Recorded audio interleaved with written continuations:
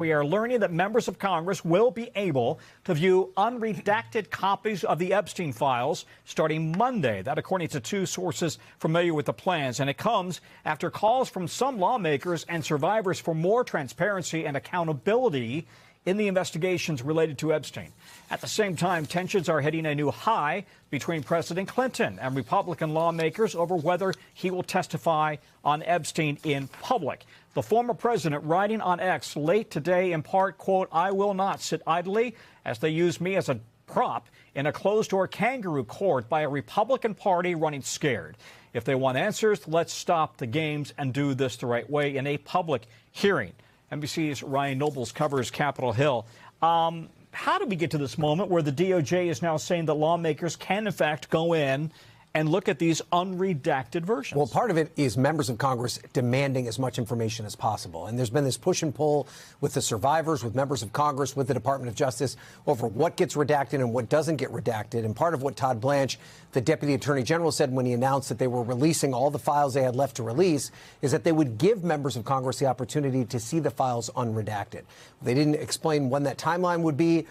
Members of Congress pushed the DOJ for that. They want to see this material before Pam Bondi comes to testify in front of the House Judiciary Committee on Wednesday. And so they're being afforded that opportunity beginning on Monday. But it's going to be hard for them. They're going to have all 3 million files. They'll be unredacted on a computer screen in the Department of Justice. They can't bring their staff with them. It'll be only the members of Congress. And since we last spoke, Tom, I've just learned that Congressman Ro Khanna, who is, of course, one of the two members of Congress who pushed for the Epstein Transparency Act, he will be there on Monday to review those files at the Department of Justice. Well, how many hours, how much time do they get to review 10 or 3 million pages? Well, the Department of Justice doesn't specify that in the letter that they sent to Congress, but it appears that they can have as much time as they want. They say they have to be there during the hours that the Department of Justice is open, that they have to give 24 hours notice. So theoretically, I think a member of Congress could push it as much as they want and spend as much time as they need with this material to get the answers they're looking for. Meanwhile, Ghislaine Maxwell, who, of course, was Epstein's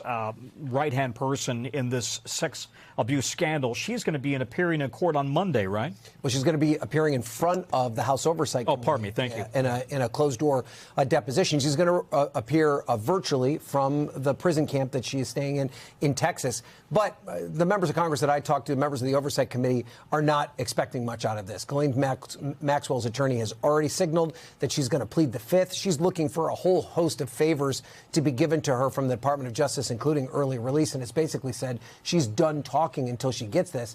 Remember, she sat with Todd Blanche, the Deputy Attorney General, for 2 days, answering a lot of his questions during that period of time. And then it was shortly after that that she was moved to this more cushy prison camp that she's staying in now. So there are other people that want to ask her questions beyond the questions that Blanche asked, but it doesn't appear she's going to be very forthcoming at this point. Ryan Nobles on Capitol Hill. You're not on Capitol Hill. I'm right next to you. You're right next to me, right. Capitol Hill's over there, Yes. right? Okay, Ryan, thank you very much.